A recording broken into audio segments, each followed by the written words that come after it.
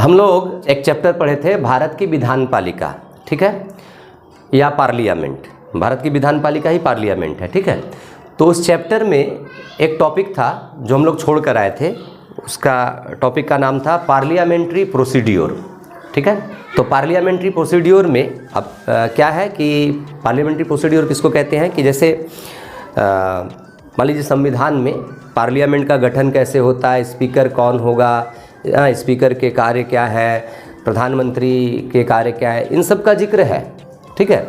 लेकिन जो parliamentary procedure है कि पार्लियामेंट चलेगा कैसे, उसमें कब बैठक होगी, मतलब कितना बजे से बैठक शुरू होगी, कब ख़त्म होगी, ठीक है, और लोकसभा या राज्यसभा के सदस्यों का कौन सा कंडक्ट ठीक है, कौन सा कंडक्ट ठीक नहीं है। तो इस विषय पर खुद पार्लियामेंट के दोनों सदनों में अलग अलग, लोकसभा में जैसे लोकसभा में मान लीजिए तो एक रूल बनाया गया है। उस रूल के तहत पार्लियामेंट की प्रोसीड्योर जो है वो चलती है। तो उस रूल का नाम है rules of procedure and conduct of business in Lok Sabha, ठीक है।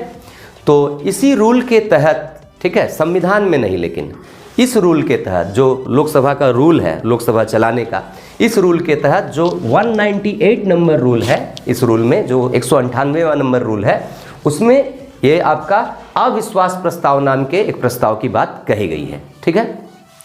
ऐसे बहुत सारे प्रस्ताव हैं। ये एक पार्लियामेंट्री प्रोसीड्योर है। पार्लियामेंट्री प्रोसीड्योर मतलब कि संसद में जो प्रक्रिया होती है, ठीक है, कौन कौन सी प्रक्रिया होती है, तो उसमें से एक प्रक्रिया ये अनास्था प्रस्ताव है। इसके अलावा और भी प्रक्रियाएं हैं, उन प्रक्रियाओं को एक एक प्रस्ताव कहते हैं।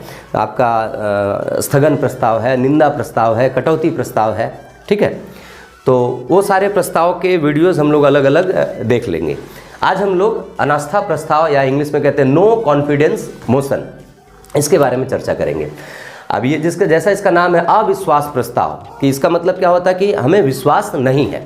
तो इसको समझने के लिए थोड़ा सा समझिए कि जैसे जब लोकसभा का चुनाव हो जाता है तो लोकसभा के चुनाव के बाद जो पार्टी मेजोरिटी में आती है, जिसको बहुमत सीटें मिलती है लोकसभा के चुनाव में, वो पार्टी सरकार का गठन करती है, ठीक है। अगर किसी पार्टी को बहुमत नहीं भी मिला है तो एक पार्टी क्या करती है, कई सारी पार्टियों का एक गठबंधन बना लेती है और गठबंधन बनाकर बहुमत दिखाकर वो गवर्नमेंट बनाती है।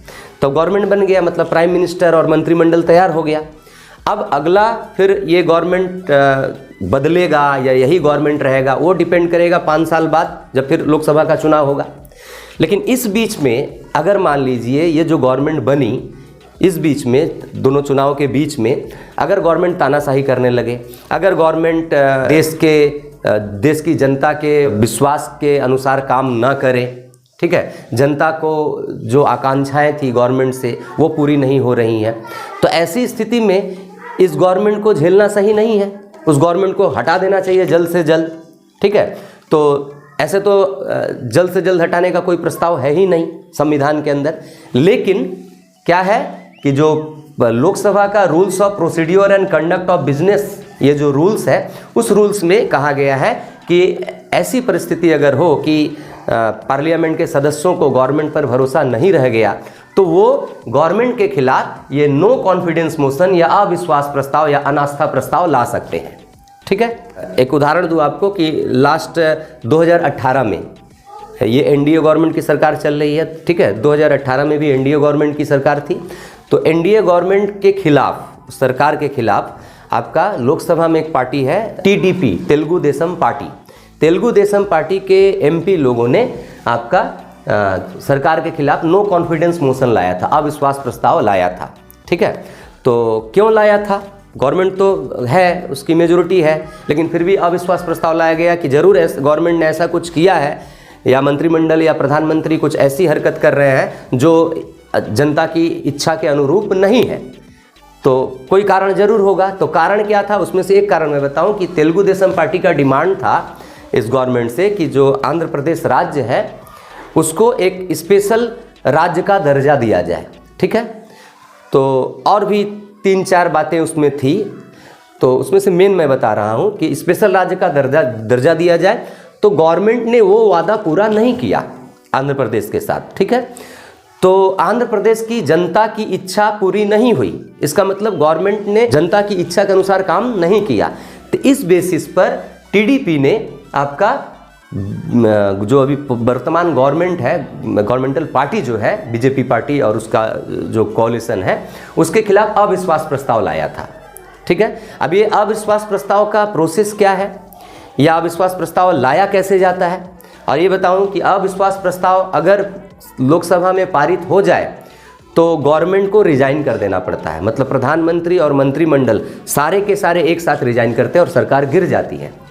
तो सरकार को गिराने के लिए ही तब अविश्वास प्रस्ताव लाया जाता है। जनरली साधारणता में यही समझेंगे, सरकार को गिराने के लिए। लेकिन इसके पीछे और भी पॉलिटिकल रीजन होते हैं, वो हम लोग बाद में चर्चा करते हैं। पहले हम लोग अविश्वास प्रस्ताव के प्रोसेस को समझ लेते हैं। अविश्वास प्रस्ताव क्या है, कि इसका प्रोसेस क्या है, कैसे अविश्वास प्रस्ताव को पुट किया जाता है संसद में मतलब केवल लोकसभा में, राज्यसभा में नहीं, ये भी याद रखिएगा। ठीक है, अविश्वास प्रस्ताव से संबंधित कुछ पॉइंट्स मैं बता रहा हूँ जो आपको याद रखने हैं। एक नंबर पॉइंट है कि केवल लोकसभा में ही अविश्वास प्रस्ताव को पेश किया जा सकता है, राज्यसभा में नहीं। ठीक है, इसकी वजह क्या है, इसकी एक वजह है, ठोस वजह है कि हम लोग पढ़े थे कि भारत के संविधान के शायद 75 नंबर आर्टिकल में कहा गया है कि पूरा जो मंत्रिमंडल है, जो पूरा यूनियन काउंसिल ऑफ मिनिस्टर है, केंद्रीय मंत्रिमंडल है, वो कलेक्टिवली सामूहिक रूप से लोकसभा के प्रति उत्तरदायी होता है। इसका मतलब अगर एक मंत्री गलती करता है तो वो गलती सारे मंत्रियों की मानी जाती है। ठीक है, तो कलेक्टिवली या सामूहिक रूप से पूरा मंत्रिमंडल लोकसभा के प्रति उत्तरदायी होता है, अर्थात उसको लोकसभा में जवाबदेही करनी पड़ती है। इसलिए ये जो अनास्था प्रस्ताव है तो सरकार को हटाने, पद से हटाने संबंधी प्रस्ताव है, तो इसलिए आपका ये जो अनास्था प्रस्ताव केवल लोकसभा में ही पेश किया जा सकता है, क्योंकि राज्यसभा के प्रति मंत्रिमंडल उत्तरदायी नहीं होता।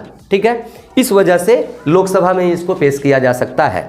अब ये पेश कैसे होता है, ये पेश करने के लिए अविश्वास प्रस्ताव को कोई कारण नहीं दिखाना पड़ता है। जो इस अविश्वास प्रस्ताव को पेश करेगा उसको कोई कारण नहीं दिखाना पड़ेगा कि हम इस वजह से ये अविश्वास प्रस्ताव ला रहे हैं। बस अविश्वास प्रस्ताव वो नोटिस होने से ही, ये नोटिस में यही लिखा रहा है कि ये अविश्वास प्रस्ताव हम लाना चाहते हैं, तो बस वो सबमिट किया जा सकता है। तो प्रोसेस क्या है कि जो एमपी, जो व्यक्ति, मतलब एमपी, यहाँ व्यक्ति नहीं कहेंगे क्योंकि अविश्वास प्रस्ताव बाहर का कोई व्यक्ति जाके लोकसभा में पेश नहीं कर सकता। लोकसभा में जो एमपीज हैं वही इसको पेश कर सकते हैं। ठीक है, तो अब एमपीज हैं तो बहुत सारे एमपी मिलकर पेश करेंगे या कोई पार्टी पेश करेगी, ऐसी बात नहीं है।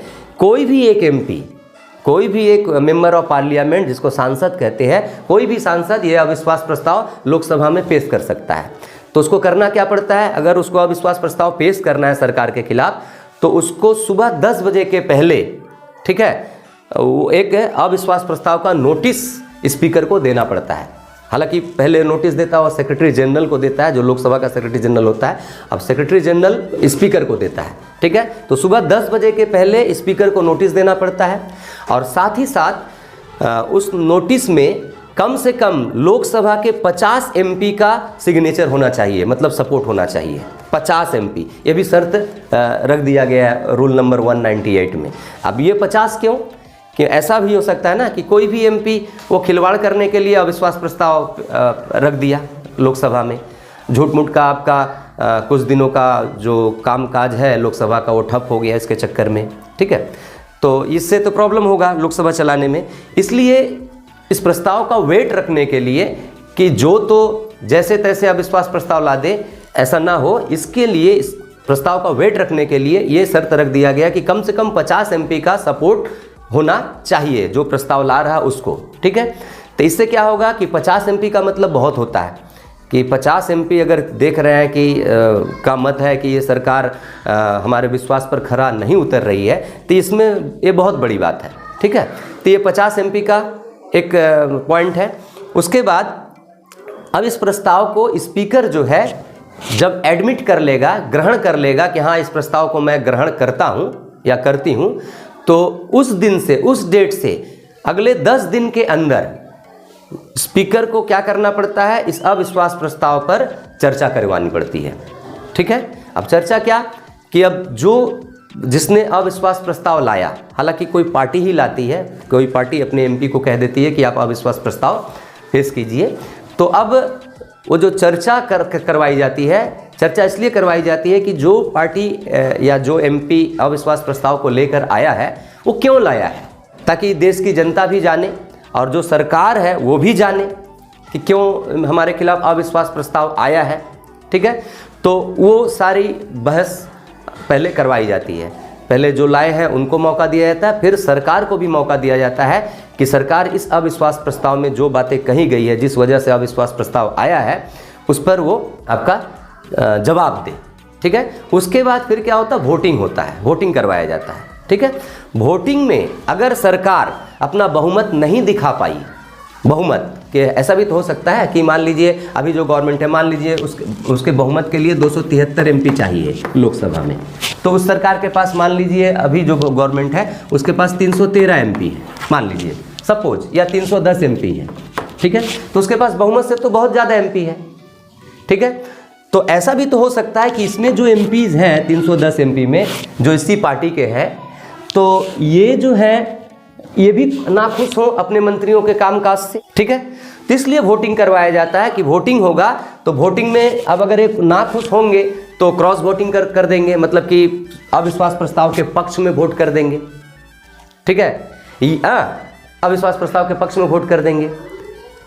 तो ये मौका इसलिए दिया जाता है एमपी लोगों को, वोटिंग का मौका, कि वोटिंग होगा तो दूध का दूध पानी का पानी हो जाता है कि हाँ सरकार के पक्ष में कितने लोग अभी भी हैं, क्योंकि जब इलेक्शन हुआ था तो इतने लोग थे उसके साथ में, इतने एमपी का सपोर्ट था गवर्नमेंट को। ठीक है, लेकिन अब इस स्थिति में ये लोग हैं या नहीं हैं सरकार के पक्ष में, इसलिए वोटिंग करवाया जाता है। अगर वोटिंग में देखा गया अविश्वास प्रस्ताव के पक्ष में बहुमत वोट पड़ गया, बहुमत वोट, तो सरकार को रिजाइन करना पड़ता है। सरकार को कैसे सरकार को रिजाइन कर देना पड़ता है, प्रधानमंत्री और मंत्रिमंडल अपने पद से इस्तीफा दे देते हैं। और ऐसा क्यों होता है, हम लोग पढ़े हुए हैं article number 75 of Indian constitution, Bharat के संविधान में, कि जो मंत्रिमंडल है, केंद्रीय मंत्रिमंडल, वो लोकसभा के प्रति सामूहिक रूप से उत्तरदायी होता है। इसका मतलब क्या होता है कि ये जो मंत्रिमंडल है उसमें से कोई भी एक मंत्री गड़बड़ी करे या कुछ करे तो सारे मंत्रियों की गलती मानी जाएगी, वो पूरे सरकार की गलती मानी जाएगी। ठीक है, इसलिए पूरा मंत्रिमंडल लोकसभा के प्रति उत्तरदायी होता है। लोकसभा के एमपी उनसे प्रश्न पूछ सकते हैं, जैसे उनके ऊपर अविश्वास प्रस्ताव ला सकते हैं। यही है कि उसकी कलेक्टिव रिस्पॉन्सिबिलिटी या सामूहिक जिम्मेदारी। ठीक है, तो सामूहिक जिम्मेदारी में क्या होगा कि अगर एक मंत्री के खिलाफ कोई कदम उठा तो सारे मंत्रिमंडल को ही उसको स्वीकार करना पड़ेगा। तो अविश्वास प्रस्ताव में इसलिए क्या होता है कि अगर पास हो गया, अगर उसको पास कर दिया गया, इसके पक्ष में बहुमत वोट पड़ गए, तो पूरी की पूरी सरकार को ही इस्तीफा देना पड़ता है।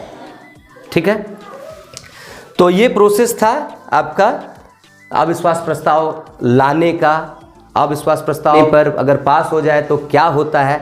अब इससे जुड़ा हुआ थोड़ा सा कुछ एक्स्ट्रा हम लोग प्रैक्टिकली जान ले कि अविश्वास प्रस्ताव भारत के पार्लियामेंट में, लोकसभा में कई बार आ चुका है, और कई बार ऐसा भी देखा गया कि अविश्वास प्रस्ताव पारित भी हो गया है और गवर्नमेंट को इस्तीफा भी देना पड़ा है।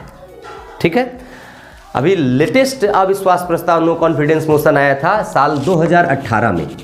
2018 में जो अभी की गवर्नमेंट है, एनडीए गवर्नमेंट, प्रधानमंत्री श्री नरेंद्र मोदी के नेतृत्व में जो गठबंधन सरकार चल रही है, इसी के खिलाफ 2018 में एक अविश्वास प्रस्ताव ला गया था। वो था तेलुगु देशम पार्टी, आंध्रा की एक पार्टी है तेलुगु देशम पार्टी, उसके एक एमपी ने आपका इनके खिलाफ अविश्वास प्रस्ताव पेश किया था लोकसभा में। तो अविश्वास प्रस्ताव जो है उसको पेश करने के बाद हमने बताया ना कि चर्चा होगी, बहस होगी, फिर वोटिंग होगा। तो चर्चा में पता चलता है कि आपका क्या क्या कारण है या किस कारण से इस गवर्नमेंट के खिलाफ अविश्वास प्रस्ताव आया है। ठीक है, तो उसमें दिखाया गया था, 4 बातें थी, उसमें से एक मुख्य बात मैं बताऊं कि उसमें दिखाया गया था कि इस गवर्नमेंट ने आंध्र प्रदेश राज्य को एक स्पेशल राज्य का दर्जा देने का वादा किया था, लेकिन इस गवर्नमेंट ने उस वादे को पूरा नहीं किया। अर्थात जनता की जो इच्छा है, आंध्र की जो जनता की इच्छा है, उसके अनुसार ये गवर्नमेंट काम नहीं कर रही है। तो इस गवर्नमेंट पर हमको भरोसा नहीं है, हमारे राज्य की जनता के प्रतिनिधि के रूप में इस गवर्नमेंट पर हमको भरोसा नहीं है। ठीक है, तो प्रस्ताव लाया गया, लेकिन वो प्रस्ताव, अविश्वास प्रस्ताव खारिज हो गया था। वोटिंग जब हुआ तो अविश्वास प्रस्ताव के विपक्ष में ज़्यादा वोट पड़े, बहुमत वोट पड़े, पक्ष में नहीं पड़ा। देखिए इसको थोड़ा सा टेक्निकली समझिएगा। अविश्वास प्रस्ताव के पक्ष में वोट पड़ने पर गवर्नमेंट को इस्तीफा देना होगा अगर मेजोरिटी वोट पड़ेगा तो। पक्ष में, क्योंकि इसका नाम क्या है, अविश्वास प्रस्ताव। मतलब अगर हम इसको हाँ हाँ करते हैं कि हाँ हम भी समर्थन में है, तो इसका मतलब आपका गवर्नमेंट को रिजाइन करना है। और अविश्वास प्रस्ताव के विपक्ष में वोट पड़ना, विपक्ष में पड़ने का मतलब है कि इस प्रस्ताव को हम नहीं मानते, ठीक है। तो विपक्ष में ज्यादा वोट पड़ गया था, पक्ष में कम वोट पड़े थे, ज्यादा मतलब बहुमत वोट आपका अविश्वास प्रस्ताव के विपक्ष में पड़ा था, तो गवर्नमेंट बच गई, ठीक है। अब यहां पर एक खेल क्या होता है, यही हमारे भारतीय राजनीतिक दलों का कारनामा है कि वो दल जो टीडीपी ने अविश्वास प्रस्ताव लाया था गवर्नमेंट के खिलाफ, वो जानती थी कि हम जो अविश्वास प्रस्ताव ला रहे हैं यह अविश्वास प्रस्ताव पारित नहीं होगा, ठीक है। अविश्वास प्रस्ताव पारित नहीं होगा, क्योंकि सभी जानते हैं कि अविश्वास प्रस्ताव में जब वोटिंग करवाया जाता है तो बहुमत अगर दिखा दिया जाए, अविश्वास प्रस्ताव मतलब फिर से सरकार को अपना मेजोरिटी दिखाना है। एक बार तो मेजोरिटी दिखा दी है हम राष्ट्रपति के पास, जब चुनाव हुआ, चुनाव होने के बाद मेजोरिटी एमपी का सिग्नेचर लेकर राष्ट्रपति के पास सौंप दिया गया कि इस दल को मेजोरिटी है लोकसभा में, एक बार तो दिखा दिए गए हैं। लेकिन अविश्वास प्रस्ताव लाने पर फिर से गवर्नमेंट को क्या करना पड़ता है, मेजोरिटी अपना फिर प्रूफ करना पड़ता है, ठीक है, फिर से साबित करना पड़ता है कि हाँ अभी भी हमारे साथ इतने लोग हैं या बहुमत एमपी हमारे साथ हैं, ठीक है। तो अच्छी तरह से पता था कि टीडीपी को कि ये अविश्वास प्रस्ताव पारित नहीं होगा, क्योंकि बीजेपी के जो भी एमपीज थे, जो भी एमपी लोकसभा चुनाव में जीते थे, सारे के सारे बीजेपी पार्टी के हैं। तो पार्टी के एमपीज अपने ही पार्टी के खिलाफ थोड़े ही वोट करेंगे, ठीक है। अब उनके जो दल के उसके साथ बीजेपी दल के साथ और भी जो दलों का गठबंधन है, वो लोग भी शायद नहीं करेंगे या कर भी सकते हैं, उनकी बात नहीं कही जा सकती। लेकिन बीजेपी पार्टी के अपने एमपी वो नहीं करेंगे साधारणतः अविश्वास प्रस्ताव के पक्ष में वोट, क्योंकि अपने ही पार्टी अपनी ही सरकार के खिलाफ वो क्यों वो करने जाए, ठीक है। तो और ये भी होता है कि जब अविश्वास प्रस्ताव लाया गया 2018 में, तो पार्टी जो होती है, जिस पार्टी का गठबंधन होता है, उस पार्टी के तरफ से उसके जितने एमपी हैं लोकसभा में, सारे एमपीओं को व्हिप जारी कर दिया जाता है कि आप लोगों को इतना तारीख को लोकसभा में उपस्थित रहना ही रहना है, रहना ही रहना है। क्यों रहना है? क्योंकि उसके सारे एमपी अगर उपस्थित रहेंगे तभी तो अविश्वास प्रस्ताव के विपक्ष में वोटिंग होगा, मेजोरिटी वोटिंग होगा। अगर एमपी उपस्थित नहीं रहे, 273 में से मान लीजिए केवल 100 एमपी उपस्थित रहे, तब क्या होगा कि 100 एमपी ही केवल अविश्वास प्रस्ताव के विपक्ष में वोट करेंगे। तो जो विरोधी दल हैं और भी जो पार्टियां हैं, टीडीपी थी, कांग्रेस था, टीएमसी, जो भी पार्टियां थी, उन सारे पार्टियों का एमपी तब इनसे ज़्यादा हो जाएगा, ठीक है। या ज़्यादा न भी हो तो अविश्वास प्रस्ताव में क्या है कि मेजोरिटी प्रूफ करना पड़ता है। अगर सारे एमपी उपस्थित नहीं हुए उस दल के, तो कहाँ मेजोरिटी प्रूफ हुआ कि हाँ उनके पास लोकसभा में अभी भी मेजोरिटी है। तो पार्टी क्या करती है, व्हिप जारी कर देती है कि आपको उपस्थित रहना ही है अपने एमपी लोगों को, ठीक है। तो टीडीपी अच्छी तरह से जानती थी कि बीजेपी का गवर्नमेंट नहीं गिरेगा, इसके बावजूद भी अविश्वास प्रस्ताव लाया गया। और जब अविश्वास प्रस्ताव लाया जाता है तो मैंने क्या कहा कि 10 दिन के अंदर ही चर्चा करवानी है, जिस दिन डेट एक्सेप्ट किया गया, ठीक है। तो और बाकी कामकाज ठप हो जाते हैं लोकसभा के, अब इस पर चर्चा होगी, वोटिंग होगा। तो एक इसके पीछे एक राजनीतिक कारण होता क्या है कि जानती है टीडीपी कि नहीं पास होगा, इसके बावजूद भी लाने का मतलब है क्या है कि जनता को थोड़ा सा दिखा देना कि देखो ये जो गवर्नमेंट है हमारी मांगों को नहीं मान रही है या जनता की इच्छा को पूरा नहीं कर रही है, गवर्नमेंट की छवि खराब करना देश में, इस उद्देश्य से भी लाया जाता है। नहीं तो यहाँ लाने का कोई सवाल ही पैदा नहीं था। आपके जो डिमांड्स थे वो डिमांड्स तो आप दूसरे तरीके से गवर्नमेंट के पास रख सकते हैं, नेगोशिएट कर सकते हैं, गवर्नमेंट से चर्चा कर सकते हैं। अविश्वास प्रस्ताव लाकर तो आप डिमांड को पूरा नहीं ना करवा सकते हैं। अविश्वास प्रस्ताव लाइएगा, पारित हो जाएगा, गवर्नमेंट गिर जाएगी, तो क्या आपका डिमांड पूरा हुआ? नहीं हुआ। तो आप इसका मतलब आप जो अविश्वास प्रस्ताव ला रहे हैं वो अपने डिमांड को पूरा करवाने के लिए नहीं ला रहे हैं, डिमांड को पूरा करवाने की सद इच्छा आपके अंदर नहीं है, ठीक है। फिर आपको वेट करना होगा अगले गवर्नमेंट का। तो आप इमीडिएटली गवर्नमेंट डिमांड को पूरा करवाने के लिए अविश्वास प्रस्ताव नहीं लाए हैं, और आप जानते हैं कि अविश्वास प्रस्ताव मेरा पारित नहीं होगा, इसके बावजूद भी अविश्वास प्रस्ताव आप लाए हैं। तो वजह क्या? वजह यही कि जनता में इस गवर्नमेंट की छवि को खराब करना, ताकि आगे जब इलेक्शन वगैरह होगा तो जो पार्टी ला रही है अविश्वास प्रस्ताव, उस पार्टी का इमेज थोड़ा अपने राज्य में या देश में बढ़ेगा कि हाँ ये पार्टी हमारे लिए सोचती है, ठीक है। तो इसका एक राजनीतिक कारण होता है। तो ये अच्छी बात नहीं है हिसाब से देखा जाए तो, फिर भी राजनीतिक दल ऐसा करते हैं, ठीक है चलता है, लोकतंत्र है, लोकतंत्र में सब कुछ संभव है, ठीक है। तो मेरे ख्याल से ये अविश्वास प्रस्ताव का जो भी था जो भी क्वेश्चंस इसमें से आएंगे, ठीक है, जैसे आपका ये अविश्वास प्रस्ताव का ये पूछ दे कि लोकसभा के प्रोसीडियर और कंडक्ट ऑफ बिजनेस में कितना नंबर कितने नंबर रूल में इसका जिक्र है, तो 198, ठीक है। अविश्वास प्रस्ताव का पेश करने के लिए कितने एमपीज का समर्थन चाहिए, ये सब शॉर्ट क्वेश्चंस इसमें से बनते हैं, ठीक है। तो मेरे ख्याल से ये टॉपिक पूरा हुआ। इसके बाद हम लोग पार्लियामेंट्री प्रोसीड्यूर में एक अविश्वास प्रस्ताव आज हुआ, स्थगन प्रस्ताव है, कटौती प्रस्ताव है, निंदा प्रस्ताव है, एक एक प्रस्ताव के ऊपर वीडियो बना के हम लोग अपलोड कर देंगे, ठीक है। तो अगर आपको ये वीडियो पसंद आया हो तो वीडियो को लाइक कीजिएगा, और चैनल में अगर आप नए हैं, पहली बार देख रहे हैं मेरा चैनल, तो चैनल को सब्सक्राइब जरूर कर लीजिएगा। अपने फ्रेंड सर्कल में, क्लासमेट में चैनल को शेयर कीजिएगा अगर आपको अच्छा लगा हो तो, ठीक है। तो फिर हम लोग इसके बाद मिलेंगे दूसरे किसी एक प्रस्ताव के ऊपर चर्चा करते हुए, ठीक है।